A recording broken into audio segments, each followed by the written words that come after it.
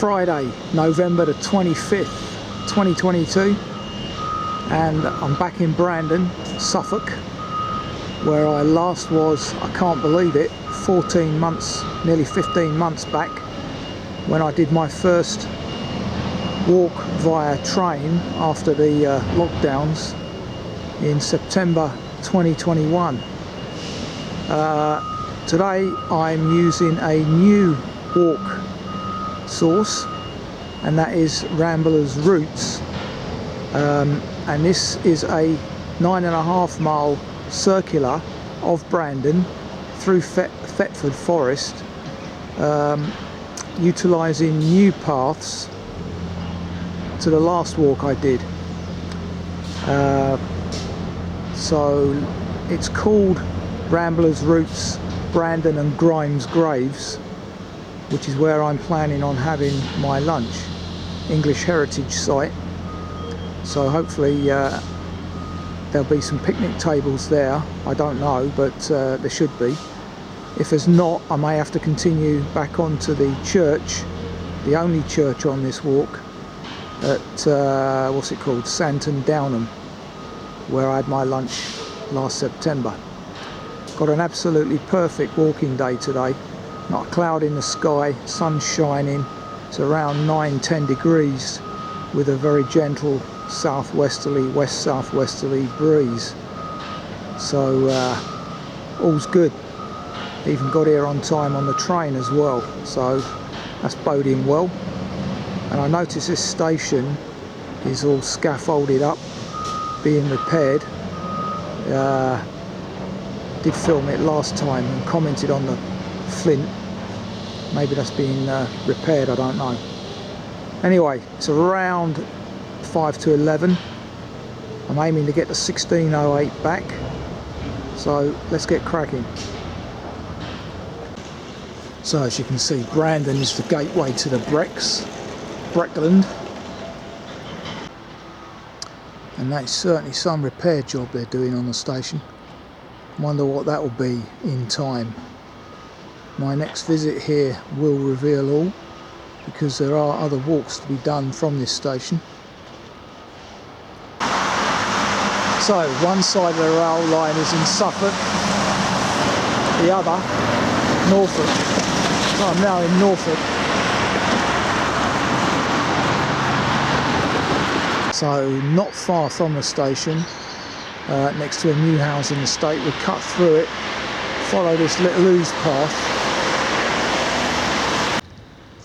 walking down Fengate Drove, past what appear to be some post-war prefabs. Amazing. Still eating into the green belt here as well.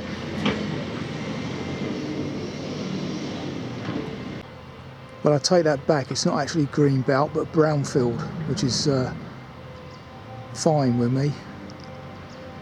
Passing an unusual looking church here, the Harvest Centre Christian Church. And as you can see, it is brownfield, former industrial works, and this is good use of that land for new development.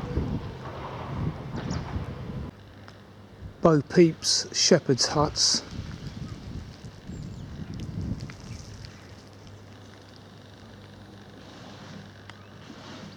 Manufacturers of heritage buildings. Yeah, interesting. And after about 500 yards, we eventually reach open country. And main reason I'm up this way today at all is because of a tube strike in London. I didn't fancy my chances getting messed about up there, so come up the other side of Cambridge, far safer. And there is a train strike on this line tomorrow as well, so it's getting very tricky to pick walks at the moment, what with tube strikes and train strikes and the weather. So today I've been blessed, and there are still cattle out, surprisingly and worryingly. Hope I don't encounter any of those beasts today.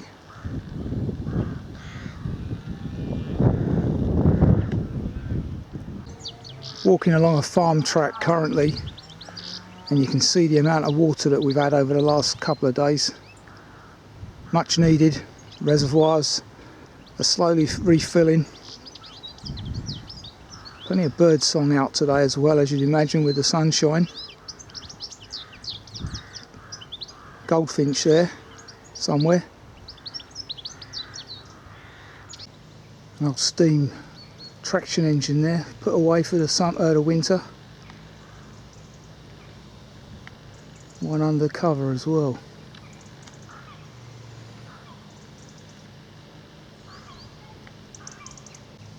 Passing Fengate Farm on my left here.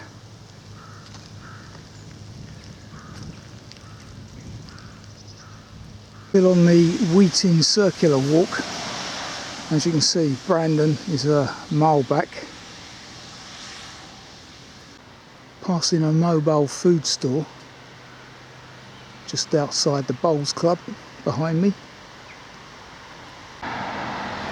Wheeting village sign and village green.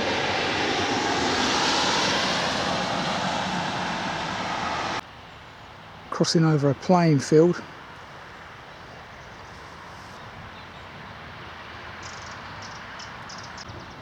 Which looks like it used to be a former cemetery.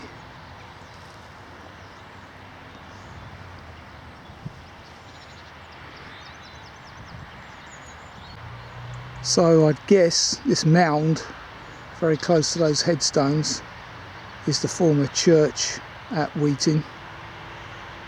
Nothing to see now other than this mound. And the name of this close may well be an indicator to the former church. I'm not sure. Google that if you need to know more. We're headed now towards the castle, or remains.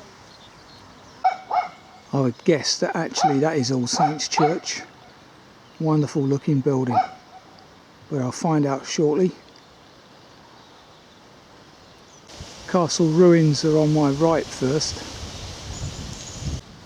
English heritage site.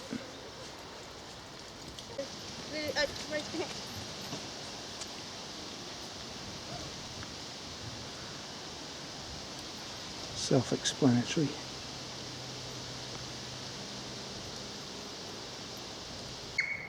So there you go, the remnants of Wheeting Castle currently being saved from falling down, basically. So here's how English heritage think people used to live here back in the day. And this is the second English heritage site that I'm visiting today, because Grimes Graves is actually managed by them later on in the walk. Shame about the scaffold, but you know, I've just come at the wrong time, unfortunately. Predominantly flint, local material obviously. Might be a bit easier to read from this angle.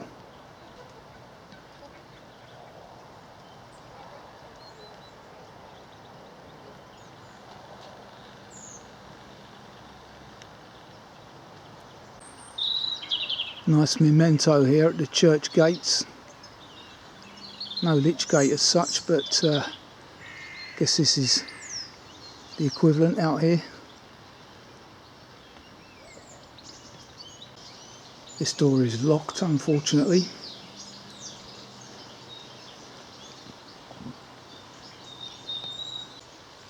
Yeah, and that was the main door, so no way in, unfortunately. Walking around the back of this what appears to be a pig farm, or former pig farm, not sure. Looks like they're getting rid of all the pig equipment out there.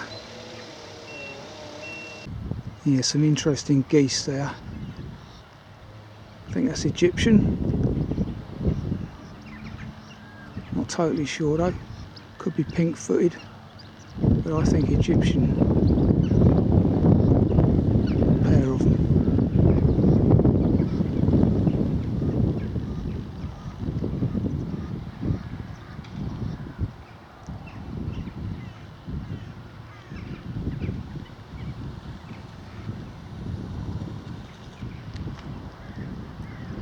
Now if you follow that bend there, you're on something called the Pilgrim's Walk, interestingly.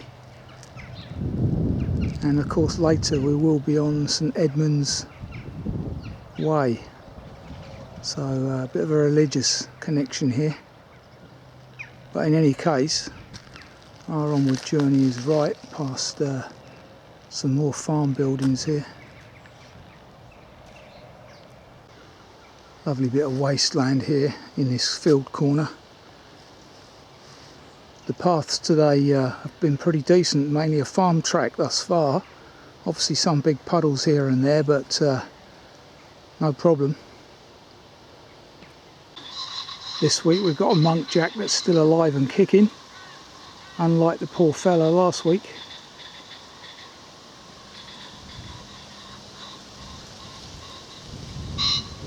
And in contrast to last week, got a minimum height today of 10 foot and a maximum of about 120.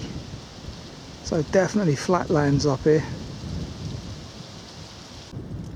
Confirmation we are in Norfolk. Now we're following a path towards Shadwell's plantation on the map over there. Although there is a path on my left alongside that lovely tree line, autumnal colours, mainly oaks again, but that's not the path you take. Good to see yet another new hedgerow being planted, and once again signs over there on my right of the pig farming being superseded by something or other. All the sheds have been moved, pigsties. Maybe they're going into cereals, I don't know. No money in pigs perhaps.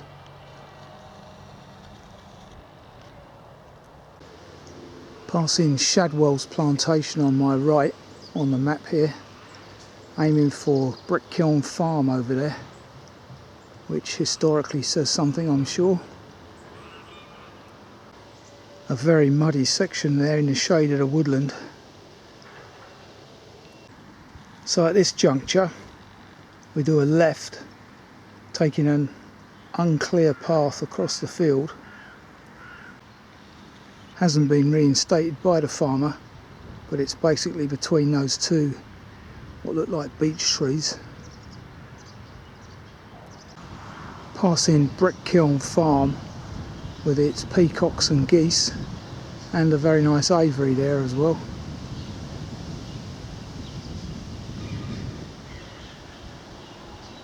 Cracking afternoon now. Very nice avenue of oak trees here. Wonderful. I don't see any service wires though, there must be. Yeah, they're across the fields, aren't they? Wondering how they got their electricity.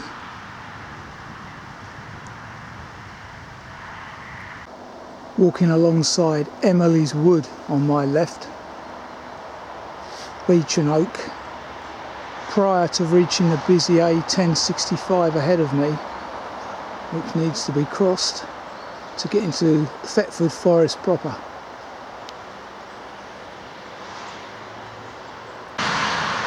Okay, having navigated that road, take entrance 24 here, restricted byway,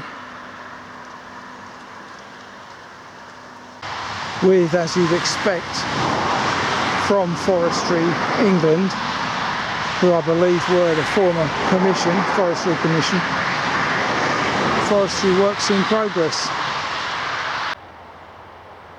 So we now pretty much follow this track, which is good surface underfoot by the way, through the forest all the way to Grimes Graves. It's just struck me as I get away from the road noise that there's no jets overhead today, yet. Last time I was up here last September, the walk was disturbed by Lake and Heath jets. Hasn't been any yet, fingers crossed. Probably because it's a Friday, I wonder. Unsure why that portaloo's there in the middle of nowhere. TARDIS like.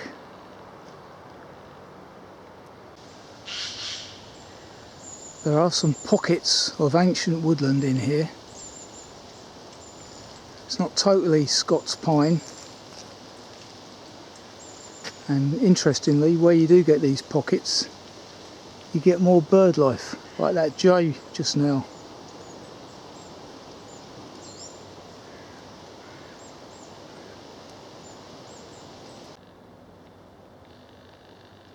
That's interesting, I've never come across that before.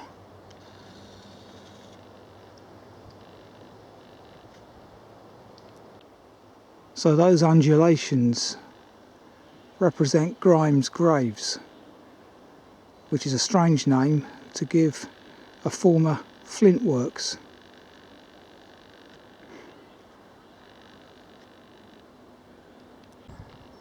So as it's coming up 1 o'clock, I'm going to change my plan here. I'm not going to try and locate the picnic tables at the heritage place, because that might not, in fact that's not open at this time of year, so I don't want to risk adding on an extra half mile or more to the walk. So what I'm going to do here is continue on. We're 2 miles from Sandton Downham church approximately, so I reckon I'll have that done in another 40 minutes, which will take us up to around 1:30ish, and get a bit more of the walk under my belt. I'll tell you something, it's just as well there's no lynx in this place at the moment. Wouldn't want to be encountering them in here, albeit they're quite shy creatures. So over the first stile of the day.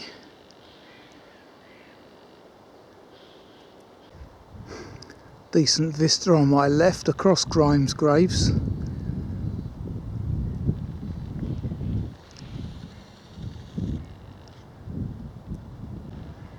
Pockets of gorse here now, as you'd expect on a sandy soil, and a couple of interesting birds amongst it which I can't identify at the minute.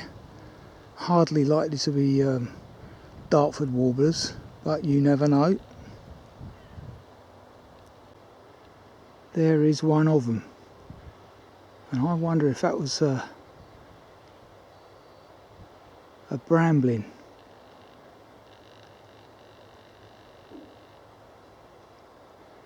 I can't zoom in any closer.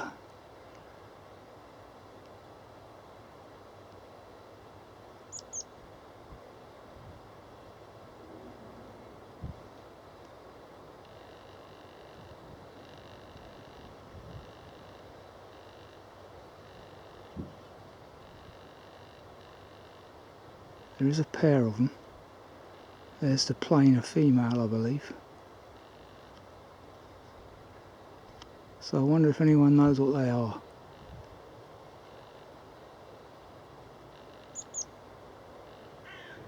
You can hear that sound.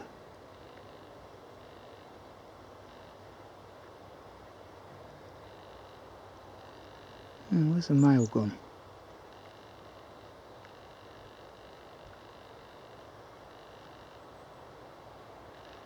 He's cleared off. So's the female now. Anyway, that'll probably be the highlight of the day if we can identify them. Over this second stile and straight on down the tree belt, or the fire break rather. Classic Breckland this. Lovely. There is a good deer fence around a lot of the woodland, but that wouldn't contain lynx. They'd just get in the trees and jump over. An interesting conundrum. You can see here on my left the height they leave the old trunks at. It's about thigh height, and then you've got the new trees in this plantation at least, and the old on my right. Lovely Christmas trees basically.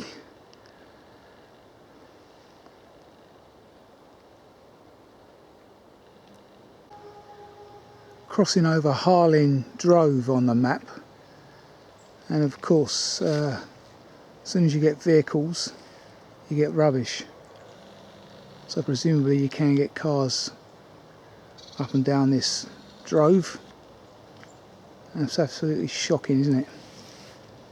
What a country we live in, eh?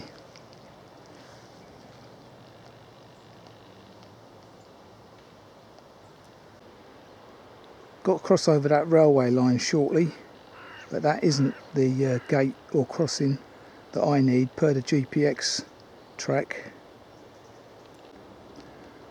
We're out in open country now.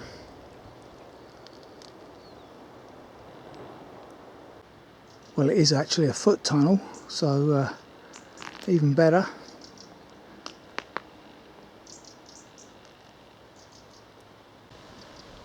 And there are some longhorns out there grazing these reeds.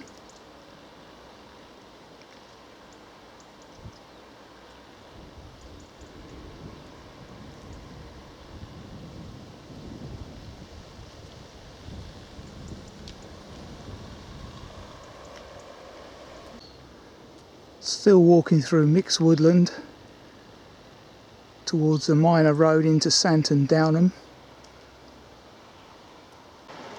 Now entering Sandton Downham, Forestry Commission village by the looks of it.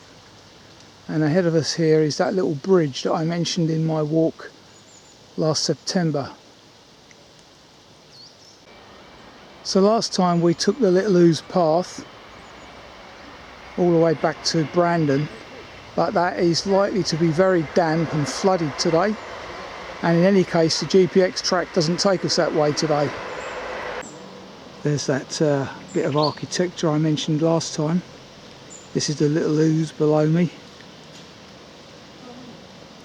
So this is the Forestry Commission's HQ for the east of England by the looks of it.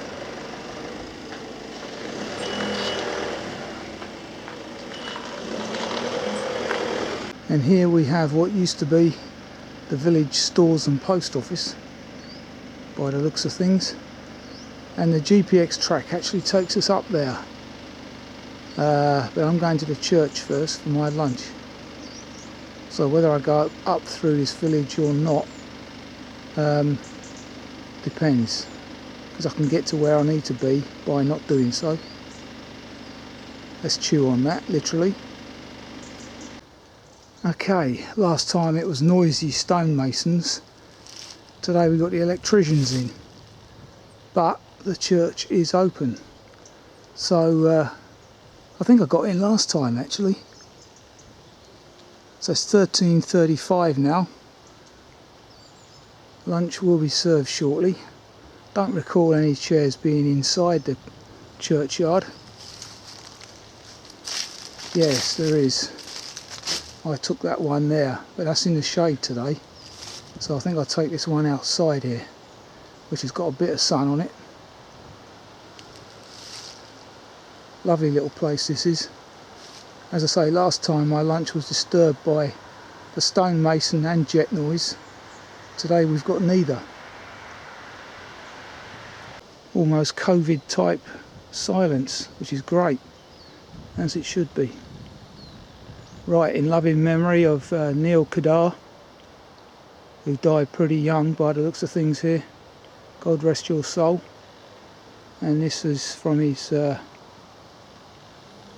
friends and family. Thank you for the chair. Lunch is served. Right, 2:10, lunch has been had. Time to press on. And that means not going in the church, because the electrician's in there and I don't want to be talking while he's doing his work. And I also believe I recorded it when I was last here last September, so have a look at that if you're interested in the interior. and apologies if I didn't.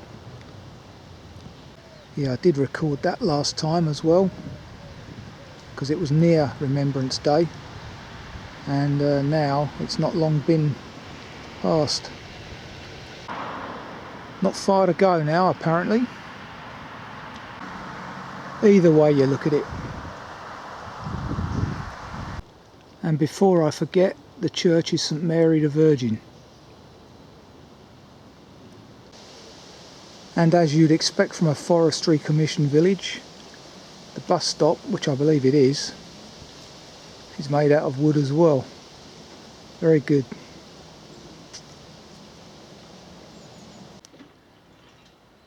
Interesting memorial here on the village shop. Toilets here as well if needed, and an information panel about the forest trail, which obviously starts there.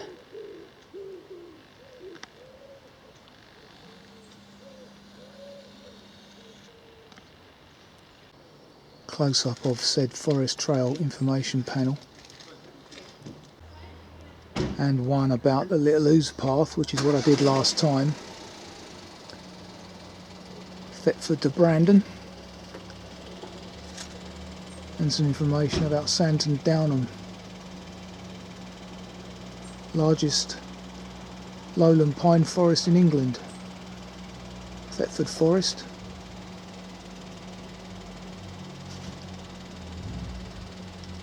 And apparently they get nightjar in here. Amazing. Okay, I'm staying faithful to the GPX track, and it does not go left there. It continues on this tarmac road. Passing the village hall stroke Breckland Club, where there are picnic tables available, so that's interesting to know for the future. And the village sign, which I didn't capture last time because I didn't come this way. Henceforth is new terrain. We're on a different path now.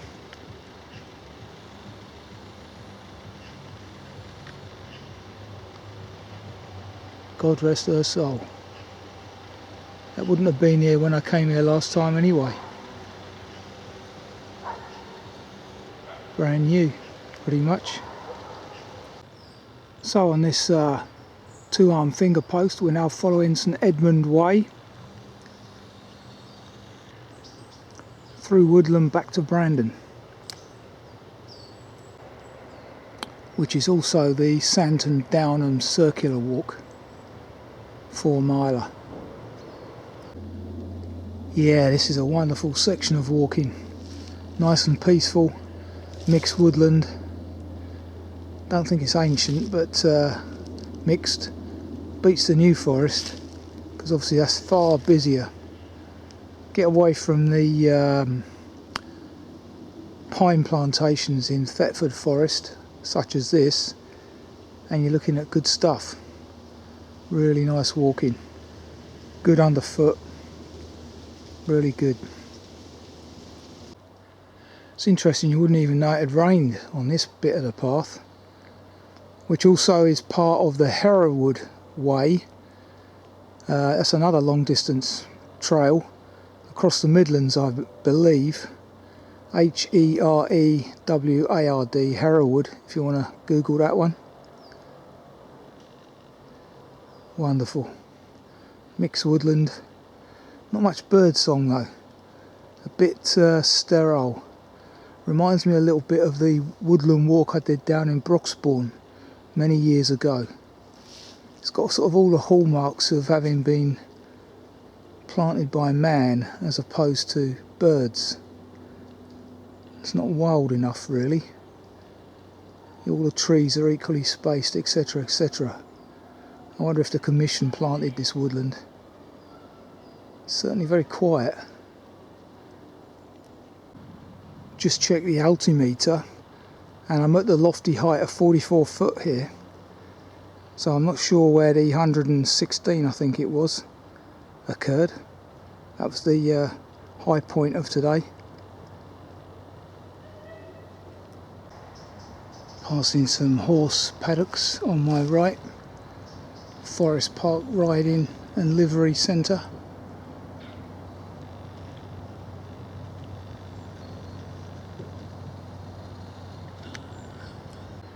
Yeah, interesting little place in the middle of the forest. Not far to Brandon now.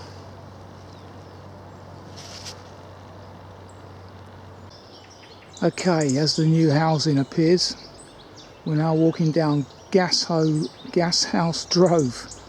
Interesting name. Gashouse Drove into Brandon.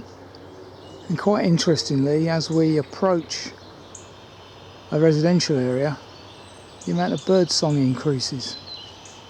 So it shows how reliant the birds have become on man now.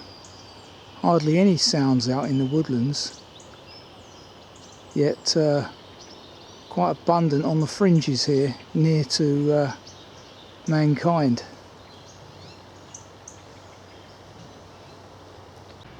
There's an Aldi over there as I approach the high street here. So Gashouse Drove leads into White Hart Lane, home of the enemy, and then brings us out into the high street, which I might well now be needing because I've just missed the 15:08. It's 15:03 now, and the station is more than 5 minutes away, so I'm going to have to find somewhere to stay warm for an hour. So I'm 3 hours 25 into the walk thus far. Unknown walking mileage, because once again my GPS failed to record the distance. So I'm going to have to assume today I've walked the GPX track faithfully and done at least 9 3/4. Walking over the little ooze in Brandon, and all these mallards think I've got bread for them, which is an unfortunate sign of the times, because of course you shouldn't be feeding bread to ducks. Expands in their gullet and is the wrong form of food for them anyway, being sort of bean eaters and green stuff. Absolutely, where did we get this idea from of feeding ducks bread? Absolutely ridiculous. Now look at this lot, they've all got addicted to it like a drug. This is where I came out last September, Riverside Way here, but as I say, that walk today would probably be practically impossible because of flooding and what have you. So as I said this morning, I was in Suffolk, crossed over the railway line and went to Norfolk. Yeah, so I could have done with one of those. Problem is, what used to be the Great Eastern Hotel here is now a Japanese restaurant, or so called, and that's shut as well at the minute, so I'll have to wait till I get back to Cambridge now. So here we are back at Brandon. Like I say, don't know how many miles I've exactly walked, but I'm going to go with the GPX track distance of 9 3/4 miles today. 3 hours 25. If you see something that... And that was a top quality walk. Probably the best walk I've done around Thetford for sure. Mainly because it was quiet, peaceful. I didn't encounter anyone in there, and no jet noise on a Friday by the looks of it. So that was great. It wasn't too bad underfoot. Sure, there were big puddles to start with, but what do you expect after a couple of days of heavy rain? And they were easily bypassed because it was a good solid farm track. So that's my first taste of a Ramblers Routes walk, that one being Brandon and Grimes Graves, and highly recommended. So I'll look into a few more of those if they're near a station. Yeah, so got a 40-minute wait now for the train, but I'll do a cool down, and I'll see you next time. Don't know if that'll be next week, because as I say, it's difficult choosing walks at the moment with all these train strikes, tube strikes, and the weather of course. But fingers crossed for next week. Till the next time.